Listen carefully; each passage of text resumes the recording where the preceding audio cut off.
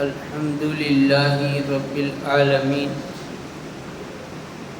والصلاة والسلام علی سید الانبیاء والمرسلین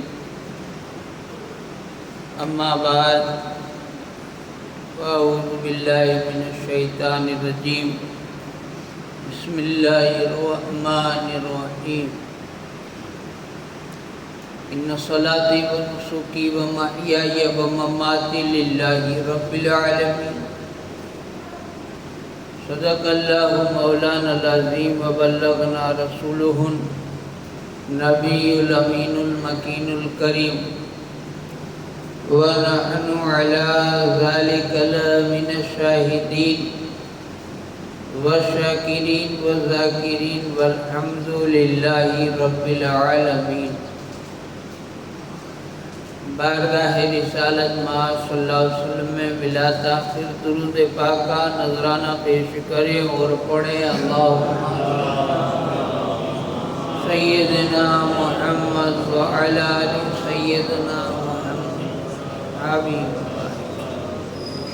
صلاۃ و سلام علیکہ یا رسول اللہ صلی اللہ علیہ وسلم۔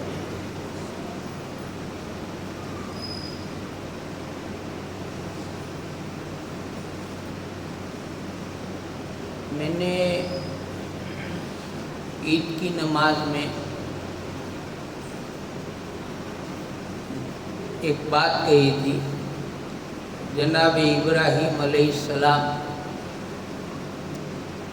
ان کے دو بیٹے اسحاق علیہ السلام اور اسماعیل علیہ السلام،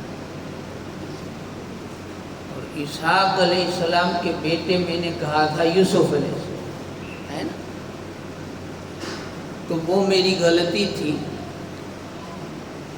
ان کے بیٹے یعقوب علیہ السلام اور پھر ان کے بیٹے یوسف علیہ السلام، تو وہ بیچلی پیڑھی کا نام دینا رہ گیا تھا، تو میں نے سوچا وضاحت کر دوں۔ ویسے ہمارے رسول ہیں، اب غوث پاک ہیں، غوث پاک کو کیا کہتے ہیں؟ رسول کا بیٹا، حالانکہ وہ پر پوتے میں بیٹا ہے نا، تو اس حساب سے صحیح ہے، لیکن بیچ میں جو نام حقیقت میں دینا چاہیے تھا وہ میں بھول گیا تھا، نہیں دے پایا تھا۔ تو آپ کو بتا دوں کہ اسحاق علیہ السلام کے بیٹے یعقوب علیہ السلام اور پھر ان کے بیٹے ہیں یوسف علیہ السلام۔ خیر درود پاک پڑھیں، اللہم صلی علی سیدنا محمد وعلی آل سیدنا محمد واصحابہ وبارک وسلم صلاۃ و سلام علیک یا رسول اللہ۔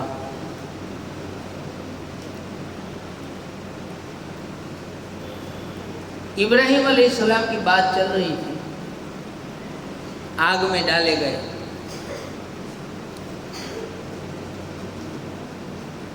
اور فرشتوں نے ان کا سایہ بنا دیا تھا جو ان کے ساتھ تھا۔ اب ابراہیم علیہ السلام کے والد نے، ابا نے جب دیکھا اس حالت میں کہ آگ نے ان کو کچھ نہیں کیا، تو آپ نے کہا اے ابراہیم تیرا پروردگار تو بہترین پروردگار، سب سے اچھا، تیرا خدا سب سے اچھا خدا ہے، یعنی کہ یہ جو لوگ نے مانتے ہیں خدا وہ نہیں، تیرا خدا اچھا ہے کہ تجھے آگ میں بھی بچا لے۔ پھر حضرت اکرمہ سے روایت ہے کہ ابراہیم علیہ السلام کی ماں تھی، انہوں نے دیکھا، وہ بھی بولی، آواز لگائی بیٹے کو، بیٹا میں تیرے پاس آنا چاہتی ہوں، آگ میں تیرے پاس آنا چاہتی ہوں، تو اللہ سے دعا کر تو ارد گرد کی آس پاس کی آگ سے مجھے نجات دے۔ ابراہیم علیہ السلام نے فرمایا آ جائیے، کچھ نہیں ہوگا، آ جائیے۔ آپ وہاں پہنچی تو آگ کے شعلوں نے انہیں چھوا تک نہیں، آپ تک پہنچی نہیں۔ ابراہیم علیہ السلام کو اپنے بازوؤں میں بھیج دیا اور بوسہ دیا، گلے میں لیا۔ یہ ابن کثیر کی روایت میں نے آپ کو بتائی۔ اب میں آپ کو دھیمے دھیمے بتا رہا ہوں، وہ ایک دم وہ مولانا لوگ کرتے ہیں ہوں ہو گیا، ایسے نہیں بتا رہا ہوں، آرام سے بتا رہا ہوں کہ کیا کیا ہوا تھا۔ پھر چھپکلی والا آپ نے کاکینڈے کا بھی سنا ہوگا، چھپکلی کاکینڈا، کئی کتابوں میں چھپکلی کا آیا ہے، کئی لوگ کاکینڈے کا، مطلب کاکینڈے بھوک مار دو ایسا۔ اصل میں وہ چھپکلی تھی. کیا تھی؟ چھپکلی. مطلب کہ یہ جو دیواروں پہ آپ کو دکھتی ہے وہ. رسول اللہ صلی اللہ علیہ وسلم نے چھپکلیاں مارنے کا حکم دیا اور فرمایا کہ ابراہیم علیہ السلام کے آگ کے جلانے کے لیے پھونک مارتی تھی. کاکینڈے کے بارے میں الگ روایت ہے، دوسری کوئی بات ہے.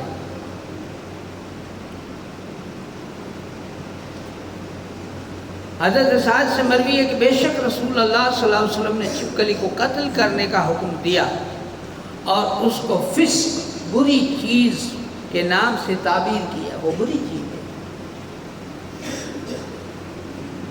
اب وہ کچھ لوگ ایک پوچھتے ہیں، مسئلہ پوچھتے ہیں کئی بار جو نہیں جانتے، اگر چھپکلی سر پر گرے تو کیا کریں؟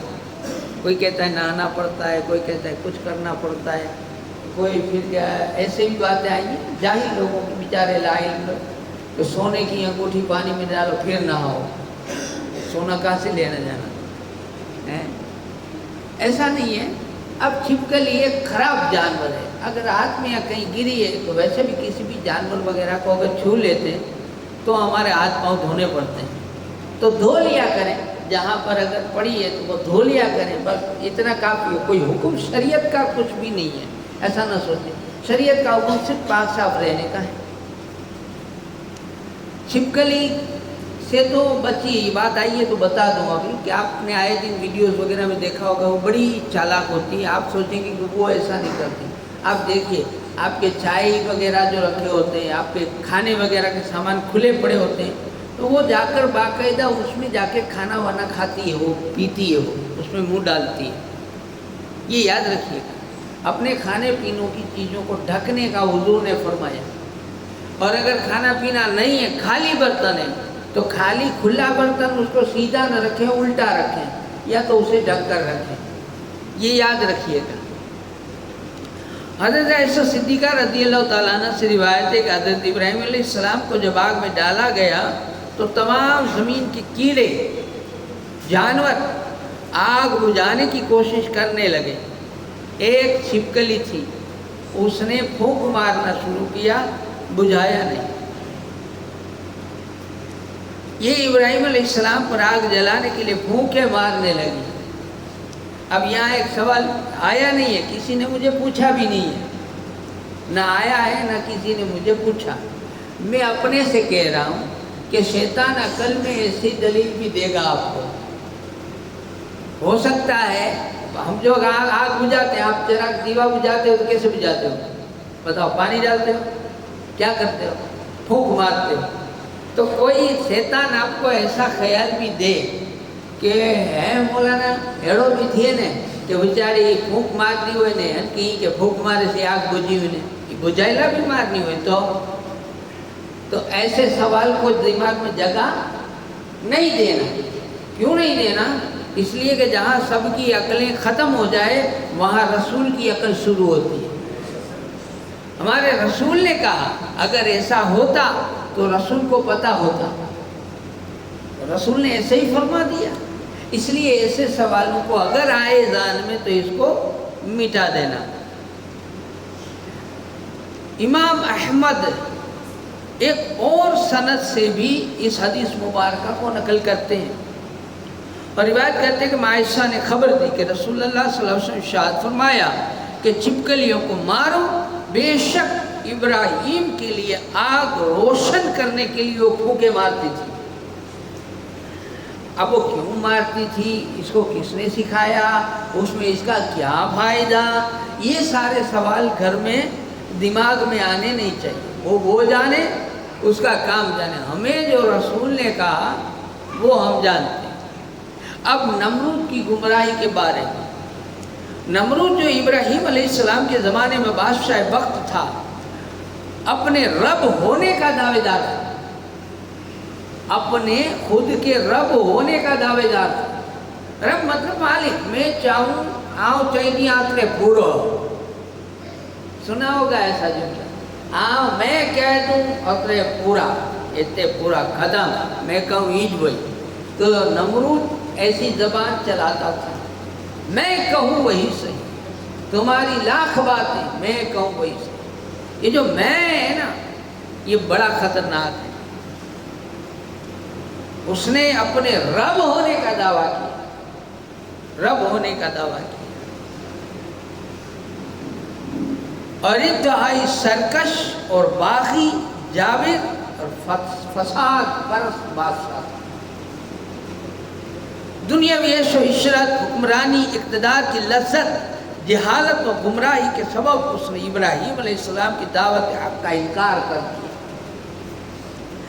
اللہ کی وحدانیت، معبودیت ماننے کے بجائے خود ہی خدا بن بیٹھا اور یہ دعویٰ کرنے لگا کہ صرف میں ہی خدا ہوں۔ حضرت ابراہیم علیہ السلام کو جب آگ میں پھینکا، وہ آگ گلزار بن گئی۔ نمرود یہ منظر اپنے محل کی بلندی سے دیکھ رہا تھا۔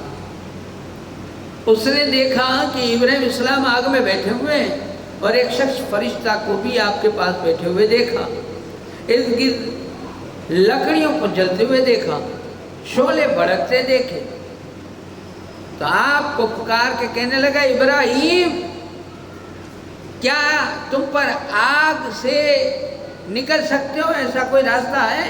آپ نے فرمایا ہاں نکل سکتا ہوں۔ اس نے آزمانے کے لیے کہا کہ اٹھو اور نکل آؤ۔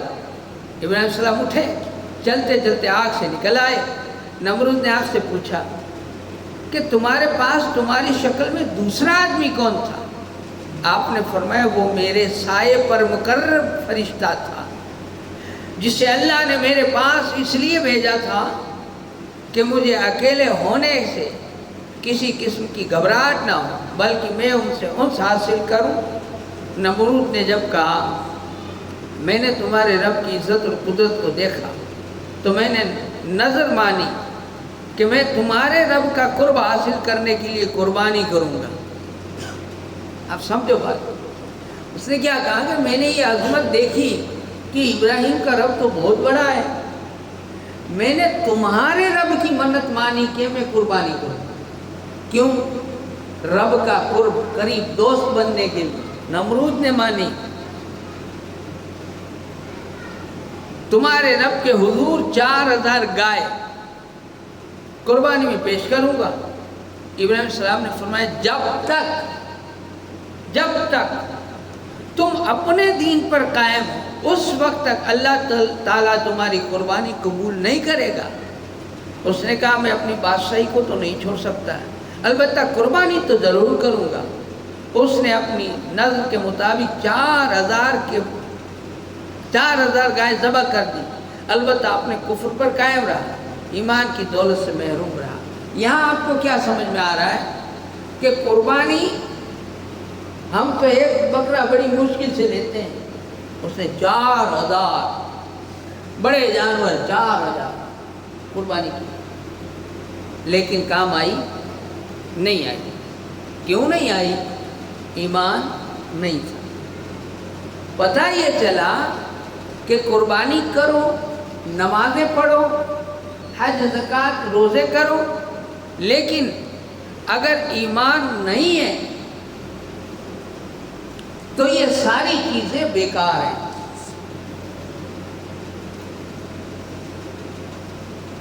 اس میں کتنے بجے ہوئی؟ اس میں کتنے بجے؟ 30 منٹ۔ حضرت ابراہیم نے نمرود کو حق باطل کی پہچان دلانے کے لیے نمرود سے مناظرہ کیا۔ دلیل ہوتی ہے نا پھر بات میں کہ اگر تو خدا ہے تو میرا خدا ایسا ہے، تو اپنے خدا ہونے کی دلیل دے۔ تو مناظرے میں جو باتیں ہوئی وہ قرآن میں ہے، قرآن میں 3 پارے میں ہے، سورہ بقرہ میں آیت نمبر 258۔ کیا نہیں دیکھا آپ نے اے حبیب اسے جس نے جس سے جھگڑا کیا؟ ابراہیم نے ان کے رب کے بارے میں اس وجہ سے کہ دی اسے اللہ نے بادشاہی، جب کہا ابراہیم نے اسے میرا رب ہے جو جلاتا ہے اور مارتا ہے، اس نے کہا میں بھی تو جلاتا ہوں اور مارتا ہوں۔ ابراہیم نے فرمایا علیہ السلام کہ اللہ تعالیٰ نکالتا ہے سورج کو مشرق سے، تو نکالا اسے مغرب سے۔ یہ سن کر ہوش اڑ گئے اور اس کافر کے ہوش اڑ گئے، اور اللہ تعالیٰ ہدایت نہیں دیتا ظالم۔ یہ دونوں میں بات ہوئی تھی ابراہیم علیہ السلام اور نمرود میں۔ اس بات کو اللہ نے قرآن میں یوں بیان کیا کہ جب دعوت دی کہ بھئی میرا اللہ تعالیٰ جلاتا ہے اور مارتا ہے، تو ابراہیم علیہ السلام نے ایک شخص کو بلایا جس کو موت کی سزا تھی، موت کی سزا تھی، کہا اسے موت کی سزا دینے کی ہے، دیکھو میں اس کی سزا معاف کرتا ہوں، زندگی میں نے دے دی، میں نے جلایا۔ اب ایک بے گناہ تھا، اس کو پکڑا، کہا اس کا کائیں قصور، کا کائیں قصور نہیں، کہا مار دو، میں نے مار دیا۔ کہا جلانا اور مارنا میرے بس میں، دیکھو میں بھی تو کرتا ہوں، تمہارا خدا جلاتا مارتا ہے، میں بھی تو جلاتا مارتا ہوں، جسے چاہوں زندگی دوں، جسے چاہوں مار دوں۔ تو ابراہیم علیہ السلام نے کہا کہ لیکن میرا خدا سورج نکالتا ہے مشرق سے، پورب سے، تو پشچم سے نکال کے دکھا، تو پشچم سے نکال کے دکھا۔ وہاں اس کے ہوش اڑ گئے، یہ کام تو میں نہیں کر سکتا۔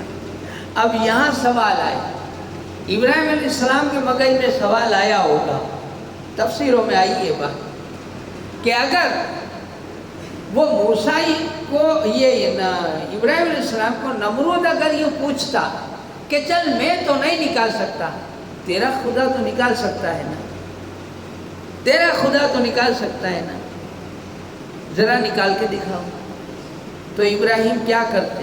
ابراہیم علیہ السلام کے دل میں یہ خیال آنا تھا، تفسیر کی بات۔ تو فرشتوں نے جبرائیل علیہ السلام، اللہ نے جبرائیل علیہ السلام کے ذریعے انہیں خبر دی، ابراہیم گھبرانا مت، تم اشارہ کرو گے سورج نکل آئے گا، گھبرانا نہیں، نکل آئے گا۔ اب یہاں ایک سوال ہے، ابراہیم علیہ السلام نے کیا کہا؟ دھیان دیجئے گا، ابراہیم نے کیا کہا تھا علیہ السلام کہ میرا خدا سورج کہاں سے نکالتا ہے؟